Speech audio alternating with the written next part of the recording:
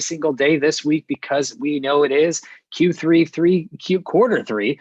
It is the sprint to the end of the year. It is the time when, as entrepreneurs, we are looking at fundraising and launching new products. As investors, we're looking for the best companies and some of the greatest deals and some of the greatest opportunities to start investing in now as we look ahead towards the year and in some cases the decade ahead of us. And here on VCTV, we bring around the best and the brightest from all different industries and all different regions around the world to share with you their thoughts and their insights on what's happening in these areas so that you can be up to date. Now, with that being said, today's topic, we're going to be talking about the Internet of Things and edge computing. These are two areas that have been hugely impacted. And what I mean by impacted, these are industries that have been talked about for decades. And in some cases, when it comes to the Internet of Things, we've been highly involved in this over the past 10 years. But now, fast forward to 2020, as we look ahead to 2030, yes, we're looking ahead already a decade. These two industries are going to be foundational to where we go in terms of technology and innovation. The Internet of Things, everything being connected, from devices to us as individuals, from content to data, everything working together to make our lives better and more efficient. Edge, looking at how we do connectivity, that no longer is it about being in a contained area or a building. Instead, connectivity is all around us. And that devices are able to talk to each other without having direct connection. What does that mean? We're going to find out. We're going to talk a lot about this, where it's impacting, what industries are up and coming, what other technologies, infrastructure technologies, also known as deep technologies here on VCTV, may also play a role in this as well. But before we get started, a big shout out to you, our audience. Thank you so much for tuning in today. If you like what you heard, make sure you click subscribe, give us a thumbs up, and do reach out as well if you'd like to be on a show like today. We cover a number of topics here on VCTV every single day, multiple times a day, and would love to have you on the show as an investor to share your thoughts, insights, along with technologies, industries, and regions around the world. And entrepreneurs, this is not just a stage for investors, this is also a stage for you. There is a virtual stage here for you to get up on and pitch us as investors along with our live audience. If you're out there fundraising, you're out there getting ready to launch a new product, it's a great stage for you to jump up on. All right. With that, also a big shout out to the entire LA Token team for making VCTV possible every single day on your screen, your device, anywhere you may be in the world. With that, let's go ahead and get started. Let's welcome back some outstanding guests, my new co-host, but also two individuals who are brilliant in these industries and some that just circle around them as well. And we wanted to have them back for a special episode talking about these industries. So Lewis, welcome back. I'll give you the first spot, a little intro, a little background. Oh, well, I have to live up to the hype. It's a little difficult. I'm not Gary, but yeah, look, you set up a platform here where we can share our knowledge with the entrepreneurial community, the investment community, and I think that's important. There are a lot of topics that you cover that I think that bring a lot of value in general. Just a little bit about me. I've been involved in finance for over a quarter of a century, everything from investment banking to private equity and venture deals, involved in technology since I can probably, eat on my own. And, right now, I think we're in a very important time in history where things are going to change. The implementation of 5G, all of them, things that you mentioned with edge computing, edge internet, all the stuff that's transpiring is just really, it's amazing. And we haven't even scratched the surface. I know Gary's going to go into a lot of different things, but I think that we're gonna touch on a lot of topics here that people may not be aware of in regards to how that connectivity is going to change our lives. So I'll pass it back to you, Kyle. Thank you, and can't agree with you more. I mean, connectivity, right? The idea that things are more connected than ever, and what that means, we're going to unpack. But the Internet of Things, everything finally coming together. And finally, why I say that is the Internet of Things we've been talking about, as I mentioned, for the last 10 years. The promise that we were going to have smart everything, right? Smart cities, smart homes, smart everything. It would be talking and be working together to improve and make our lives more efficient. Well, here we are 10 years later, and what do we have? Just a few smart connected devices, but if you look beyond those devices, there's actually a lot of work and effort going in to many different things around the world that actually is empowering smart cities and smart buildings and a lot of other areas as well. And Mr. Gary Fowler, the grandmaster of artificial intelligence, the Jedi Knight of AI, Oh, yes. The Thomas Master Edison. Yoda. Master The Yoda. Thomas Edison of AI being the new electricity. Wait a minute. I thought I was Nikola Tesla the last time. Oh, there you go. My apologies. Nikola Tesla. Yeah, we're going to talk a little bit about that today too. Gary, a little intro, a little background for those that may not know you. Yeah, so my name's Gary Fowler, and I'm a serial entrepreneur, and I've been doing startups for over 30 years. And my largest exit, I was involved in the original management team as a senior executive at Click Software, an Israeli company that was sold to Salesforce for about $1.3 billion about 12 months ago, actually 13 months ago, August of last year. So I'm passionate about artificial intelligence. I started Yva.ai. Yva's close to unicorn status now. I started 3.5 years ago. It's an AI HR tech company. And currently I have GSD Get Shit Done Venture Studios. We curate the most incredible AI companies from around the world and help them get out. So we call ourselves unicorn breeders. And that's where we are. And I just love artificial intelligence. I've written 76 articles over the last year in AI. And it is the new electricity. Now we've got an interesting situation today where we've got 5G, which is a fuel of changing our lives forever. So, and we're right at the cusp of this thing. So there's announcements by Apple taking place. I mean, the whole world's going to change because now those devices can be put on a remotely and to be able to picked up. So, but Kyle, imagine the incredible amount of data that this is going to generate. And I was just reading the statistics that it said by 2025, there'll be 79 zettabytes of data that's going to be generated just from the Internet of Things, because everything's going to be connected. And you're right. It's not just us connected to our a smart building. It's a smart building talk to another smart building. Yes.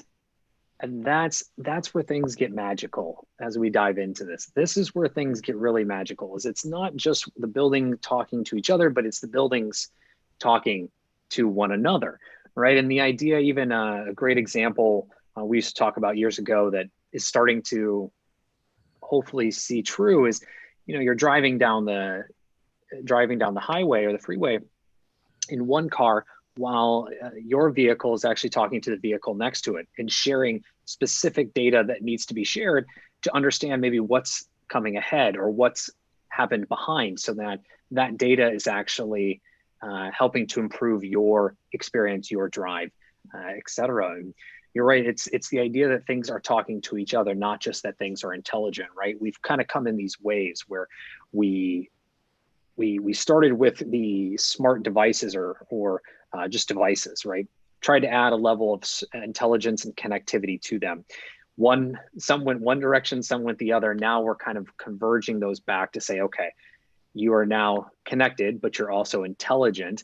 And let's take you out to this new level of connectivity again, which we look at the edge with 5G and in some cases 6G. To really supercharge what you're able to do, what you're able to share as well. And so with that point, Gary, I'll come to you, and then Lewis, I'll come to you, is what do you see as kind of the current state of technology today? I mean, I'm going to bucket everything into that because IoT touches everything. And just as a fun fact for the audience, in 2013, this industry was rated to be $5 billion, okay, by the mid 2020s. A few months later, it was 20 billion. About a year later, it was in the hundreds of billions. And then just shortly after that, it was over 16 trillion and then unquantifiable, because the Internet of Things would touch every industry. It would touch everything. And now as we look at edge and edge computing, this plays even a bigger role. So now to both of you, what are you seeing as the current state of technology from both your views? So Gary, we'll start with you, and then Lewis will come to Yeah, you. so, last week I had a conversation with the head of IoT for Intel, Samir, and we had a deep conversation about it. And really what we're doing is this is a democratization. I mean, think about it. Everything's converged together, as I said. So 5G, the Internet of Things, and then artificial intelligence. Well, now you've got the ability to do from everywhere. You've got an incredible amount of data, and you've got the trifecta because you've got artificial intelligence to help make sense of it. So where is it going to be? I mean, I have a company that's doing aging in place. We have sensors now remote. Now with 5G coming on board, now we've got the ability to have those sensors in somebody's house so they can age in place in their home and collect the data without having worry about Wi-Fi going down and all the issues surrounding that. So we don't have to set up a Wi-Fi router. It's already done. Imagine the flexibility it gives to the system. And you're right, Kyle, the systems, the computers, the cars talking to each other, right? And starting to make decisions. Now with AI, smart decisions. So we're creating, I mean, think about it. So we've got, the web 1.0, the web 2.0, but now we've got something that's really connecting everything together all at one time. I mean, we've really changed opportunities. It's, you and I talked about digital transformation a number of times, but this is like digital transformation on steroids, because it's not only are we able to communicate via Zoom, but we're able to do something about it. And those manufacturers are able to have these smart systems on their floor with the ultimate flexibility. And today, now with 5G and AI, to make sense of the data, it's incredible. The question is, what do we do with the data then, right? What do we do with the data, and how do we leverage the data, and leverage in a good way, to make things more efficient, right? To improve. There's a number of use cases in IoT around smart buildings and looking at the energy efficiency of a building, right? What device is turned on, when it's turned on, how can you turn devices off when people aren't in the building, for instance, to conserve energy. Energy use is a great example of how data can be used for the better and recycled and saved costs. But now, to that example, when you get the cars on the highway, for instance, when you get our homes involved, when you get us involved, you're absolutely right. Is how do we bring that data together, and what is the output, right? What is the return of that, and how do we as individuals benefit from that? That's going to be a huge question, and some are solving it, some is still TBD. And I think to your point that we were talking a little bit about zettabytes of data, right, and beyond. That's a lot of data. That is a ton of data to even think about processing. And so I think we're still in the early days, if you will, of how to leverage that data, because it's so vast. But doesn't mean that people aren't working on it already. And I think we do have a few people out there who are starting to make leap and bounds as well. And Lewis, what are you seeing on your side? Well, the Internet of Things, all right. We're talking about everything, and smart cities. We've spoken about it a number of times. People think you're smart cities, you have smart buildings, and you get to control the lights, and you get to go do this and do that. But it's a lot more than that.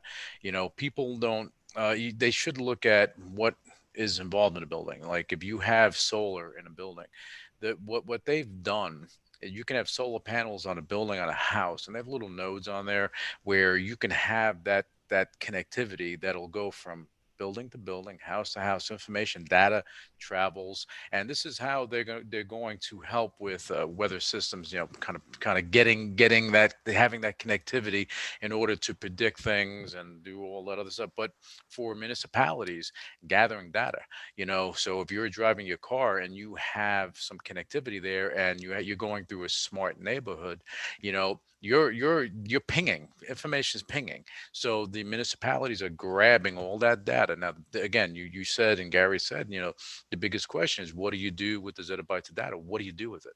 Okay. You have smart people that are out there trying to figure that out. Hopefully it's to make our lives a lot easier.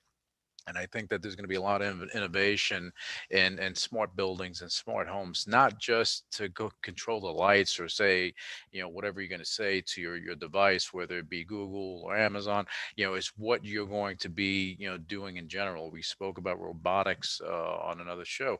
That is part of it as well. And I think that once they start putting a handle on how one thing connects to another, and with 5G and everything else, and you're going to be able to be connected without having a router and all this other stuff, it's going to make things a lot more interesting and a lot more confusing for a lot of people. But you're going to have companies that are going to put a stranglehold on it, and they're going to figure it out. And maybe Gary's company is going to be one of those companies. He's a lucky guy. Things happen, right, Gary? Absolutely. Yeah. You never know. Could be each one of us here together. Yeah, that's true. That's true. And look, Kyle, you called Gary the grandmaster of AI, and I'll echo that. But you are the grandmaster of IoT. You're the man, the myth when it comes to that arena. So you have a lot of things a lot of input that you can bring to the table, and I appreciate that because it creates great conversation. The greater the conversation that we have on this show, the more people are going to benefit from it. So I appreciate Absolutely. you, Kyle. Hey, thank you. You as well. And I appreciate both of you guys. And this topic is just so fascinating because it does, again, touch everything. And for years, we've talked about all of those pieces, and we're finally at a point, and both of you have used this type of term before, is we're finally at that convergence, finally at that moment, not the full, but we're at that moment where these technologies have come together, where the data is starting to be understood, technology is starting to become some kind of mass adoption, either at an infrastructure level or enterprise, or in some cases, us as consumers. And we're now seeing the fruits of that, right? We're seeing the fruits of that labor where now we can buy a device, put it in our home, and have a connected home. We as consumers know what a smart home can be on a base level, so we can understand what it will be on a maximum level as well. A vision I love to paint is the idea of this connected future that we're going to have, and we are building to it. And the time I used to talk about it was science fiction. Today, fast forward a couple of years, it's actually here, where you're going to wake up in the morning, and you're wake up at the optimal time, not because you think it's optimal, but because data is telling you it's optimal, right? Based on sensors either in your bed or on your body, and the data that you're generating is actually mined and worked through an algorithm and tells you, oh, this is the right time to wake up. You're going to wake up, and then from that moment, as soon as you're up, you're going to see a number of reactions happen that you no longer have to do, right? The blinds may open to a certain degree to slowly let in light, so you're not blinded right away, right? Your favorite song may play, or a certain tune may play to slowly wake you up, again, based on where you're at. Certain devices in the home may begin to start turning on, connected, right? You're getting ready in the morning, your coffee machine already starts to turn on and starts making you coffee. So as soon as you walk out, again, all of this is data driven, coffee is ready. You pick it up. And what you don't know is that while all that's happening, your car has been out and about, driving around all night, picking people up or delivering packages or whatever it may be, making you money, helping to pay for itself, helping to pay for your rent, your other things. And that as soon as you're ready to go, because based on your calendar and again, data, you walk outside the door and the car pulls up. You get into the car at the right time, get in the car, you get to the office at the right time. Everything is structured, everything is data driven so that you have the most optimal day and the most efficient day. And while you're at work, the car was talking to other cars, as we mentioned in the earlier example, and is learning what's happening or what's not happening. Maybe there's a maintenance issue or a recall on the car model that you have, but it didn't get that information. It actually got it from another car. So my car got it from Gary's car, and Gary's car got it from your car. And that as we're at work, or here on VCTV, shameless plug, our cars are actually out getting serviced, getting taken care of. No longer do we have to waste that time. And that we get into our cars at the right time, get home, and continue on our lives. These are things that are actually starting to happen, right? Again, a few years ago, that was science fiction. Today, that stuff is happening. And thankfully, due to 5G edge computing, right? When you throw in this use case as a consumer, you then start to look at things we've talked about around supply chain and logistics, right? So look at agriculture. In agriculture, the supply chain or value chain of us getting our food to us. Now on the agriculture side, we can have sensors deployed throughout farms anywhere in the world. And those sensors can talk to each other and share information about what's happening at the level of the farm to make the most optimal fruit. It's wild. I mean, I could talk about these examples all day to your point. So back to you both. What else are you seeing in this space? And I guess really, where are you seeing the areas of opportunity? Because it is so vast. And Lewis, we'll start with you. I mean, where are you seeing areas of opportunity when it comes to Edge and IoT? I think the areas of opportunity are abundant. Because 5G is changing the game. The things that we dreamt about 5 years ago are coming to light now. Having that connectivity, going from a 2-lane highway, a street, to a 10-lane highway, and that information flowing is going to impact a lot of things. It's going to impact what you create. 5 years ago, 10 years ago, what we're doing right now, it was expensive. It was pretty much impossible to do it just on the fly. You had to have a whole system, everything else. They charge you $300-400 just to go and do it. And now you can do it on the fly. Things evolve. You have the advancement of technology in general.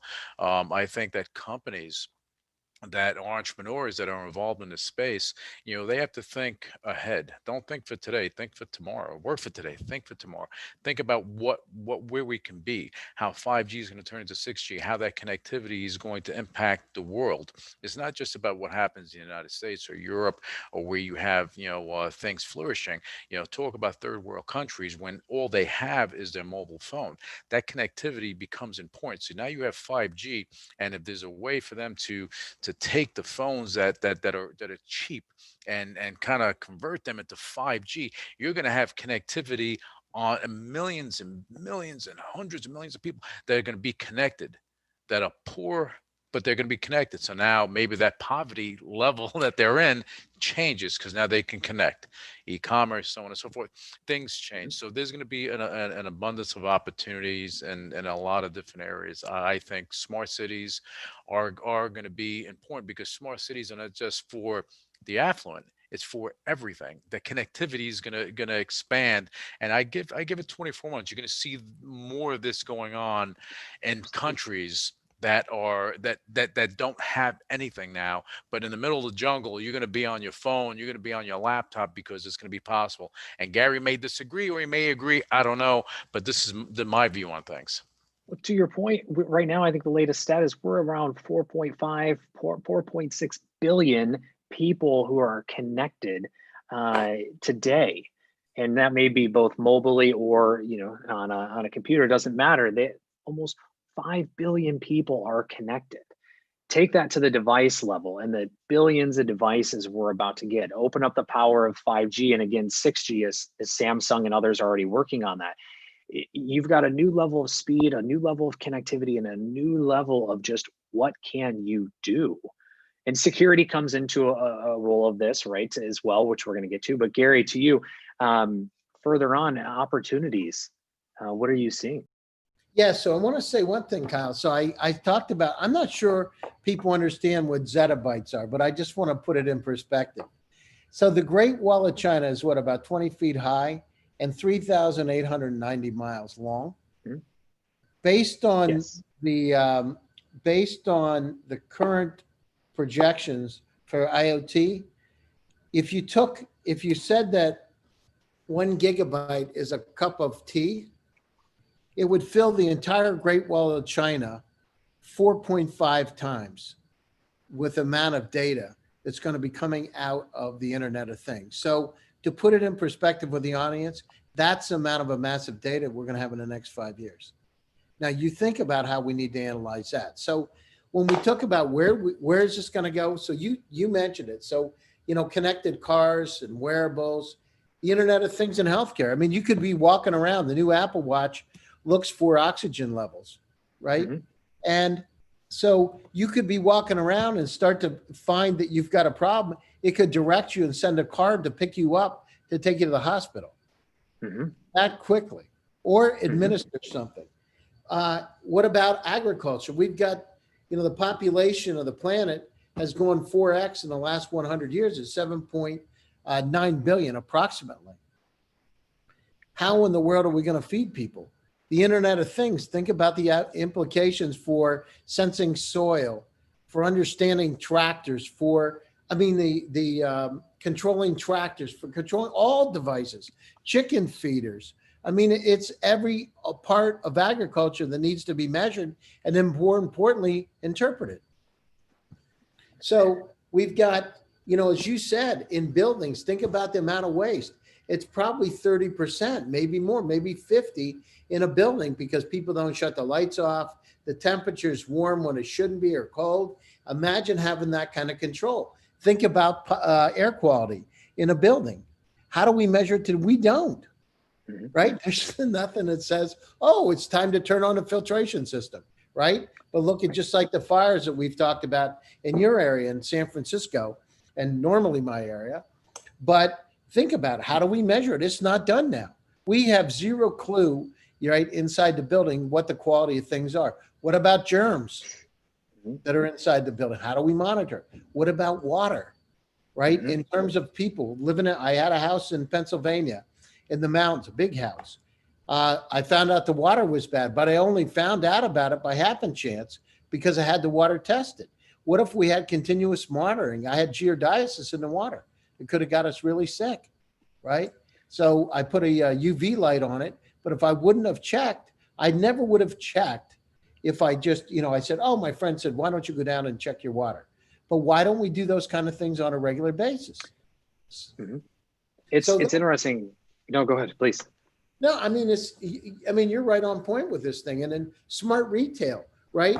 Think about Amazon on steroids. What is Amazon on steroids? Amazon on steroids is an Apple Watch that understands everything, or X watch, understands all the things that you're doing, picks you up when you come in the store, watches you when you go out of store, is tied in with your computer so you understands what you're surfing, what you're looking at, and then says, oh, I have some coupons. Why don't you come down? I know, Kyle, that you like to get Skechers or Echo shoes. Come on down. And oh, by the way, I understand you just picked up tennis. We got a great deal on tennis balls. And think about it. It's everything. And then not only that, the car comes to pick you up to take you there. The court's already scheduled and the lights are at the right level.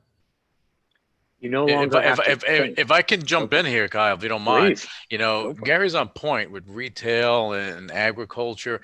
People don't realize it's here now. You go on Google, sometimes I type 2 letters and it brings up something. I've said, how did you know?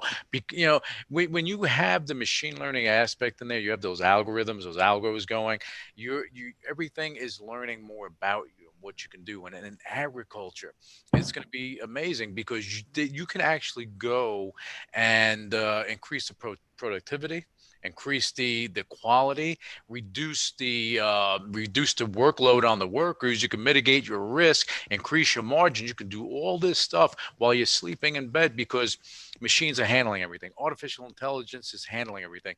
The machines are learning what time, if it's raining, the machines aren't going to run that day because they don't have to. You're reducing waste. So a lot of different things are going to come into play when it comes to that. And Gary, you're on point with it. And this is just scraping the surface. It's going to be an interesting time. I just want to jump in there with that because on retail as well, when you walk by a store in a mall, if malls exist in the future, but when you walk by, it'll ping. It pings your phone now with certain companies that have it, if you're in their system, but with 5G, it'll be something that'll just happen. And it's going to be interesting. The privacy and the security aspect is always my concern, but this is moving forward whether we like it or not. Well, that's the point, right? It just happens, right? You don't have to think about some of these things that we've had to put so much thought into. And in some cases, that's going to be really great. In some cases, it might be a little difficult of an adjustment, right? You think about the food that we eat and how that affects us. right? What it really has an effect on us. Being able to understand that will change our behaviors as consumers as well, and not just from a food perspective, but maybe also other items. And then also software that we use, or how much time we spend on a computer. There's so many things that will be affected based on this new level of connectivity and data that is generated as well. And with that, gentlemen, I do want to get to a very exciting question as we come here to close a little early today, since it is Partner Monday. But for both of you, Louis, we'll start with you, and then Gary will finish with you. What is the one thing that IoT can bring for you? What is that vision of the future that gets you excited when it comes to the Internet of Things or the Internet of Connectivity? And then where can everyone find you online? Well, I have to say probably a better quality of life. If you can go and work anywhere and you have that connectivity, why would you want to be in a congested city? You can be in the middle of anywhere and have a better quality of life, spend time with your family. Things like that are important. Technology, the advancement of it is going to be there. I get excited with smart cities and what's going to happen, and I think about, how, and you mentioned this, how you can, when you're sleeping, how your bed is cooled down to a certain temperature because you sleep better that way. And the technology, the machine knows this. Okay, machines are inherently stupid until you teach them. So when machines learn, they start learning your habits. They start they start creating their own algos and all this stuff starts happening, and we'll come to the point that you'll have machines that will think for themselves, and that's going to be interesting. So, but anyway, I know the show is going to be short today. Where people can find me, they can go to fjpartners.com, megahoot.com, find out more about me, LinkedIn, stuff like that. I'm open to speaking to anyone when it comes to, especially entrepreneurs, when it comes to what they're doing in this space. And I did want to touch on something before I pass it over to Gary. As far as entrepreneurs go, don't be afraid to take a chance, and we were talking about this offline, Kyle, and I just want to make mention of it, and this has to do with leadership. Nikola, the company, the electric truck company, they had a hype machine going on for a while. They were going to be Tesla's competitor and so on and so forth, and the CEO of that company had everything moving in the right direction, and accusations came about, and within a short period of time, I'm talking about a week, the guy stepped down because of fraud allegations. And I think that's poor leadership. If something transpires and it's wrong, it's false, and you're saying it's false, why step down? Step up and fight. Show your team that you're fighting for the company, because if not, how are you gonna lead anyone? You go to war, something happens, you run away, no one's gonna follow you to war. They don't want to die. So why do that to your company? And it just brings up a point on leadership with entrepreneurs. Be strong leaders. Lead your team to the promised land. Don't be fearless, and just go push and make things happen and help change the world. And I'll pass it over to Gary now. Absolutely. Gary, to you. Well, so, this is just changing our lives. And when I talked to Samir last week, think about in the city. Just think about traffic lights. They're not smart. I mean, it's not like we're really looking at traffic flow and making determinations of when a light should go off and on. It's like not efficient at all. How inefficient is that? So imagine having systems that can communicate with other traffic lights to figure out what the flow should really be. So the efficiencies it's going to bring out, and you said, how is it going to affect us? It's going to help us live longer, live better, and to be able to, I think, democratize opportunities from around the world and to make the world a better. It's already happening, Kyle. We're there. I mean, look at the wearables. I mean, you look at it.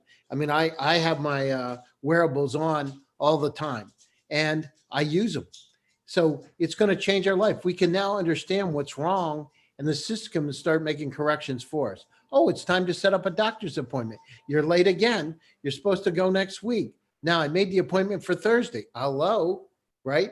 Because it's analyzing the incredible amount of data. So I am bullish about the future. It's upon us. For startups that are out there, Kyle, that I know listen to you all the time, this is the opportunity. This is the time. Again, it's a beginning of the 20th century.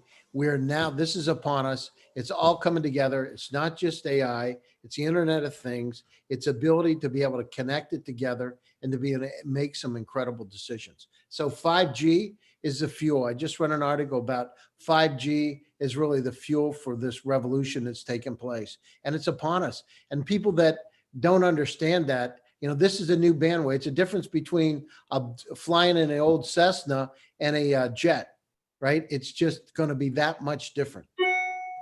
And It's you can reach me. Oh, go ahead. Go ahead, Kyle. No. Where can everyone find you?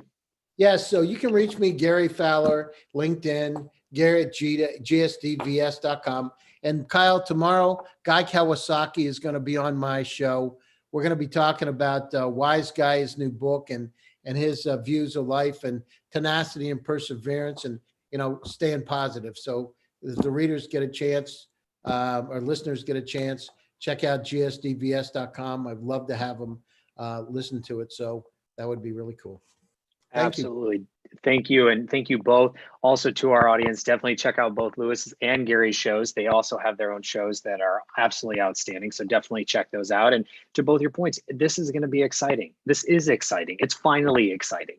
We're not just in the early days anymore. We're in those middle innings, if you will, of this game. And it's super exciting to see all this stuff again come together and really show form as to what it's going to be.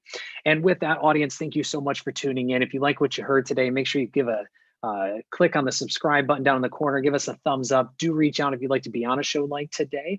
And also a big thank you, Gary, as well. And Lewis, thank you both for sharing your thoughts and insights today. And lastly, a big thank you to the LA Token team for making VCTV possible every single day. Thank you, Lewis. With that, I'm your host, Kyle Ellicott. You can find myself along with our guests online 24/7, 365. You can find me everywhere at Kyle Ellicott. With that, we'll be back a little bit after this break with more VCTV to come. Everyone have a great day. Bye. Bye-bye. Thank you.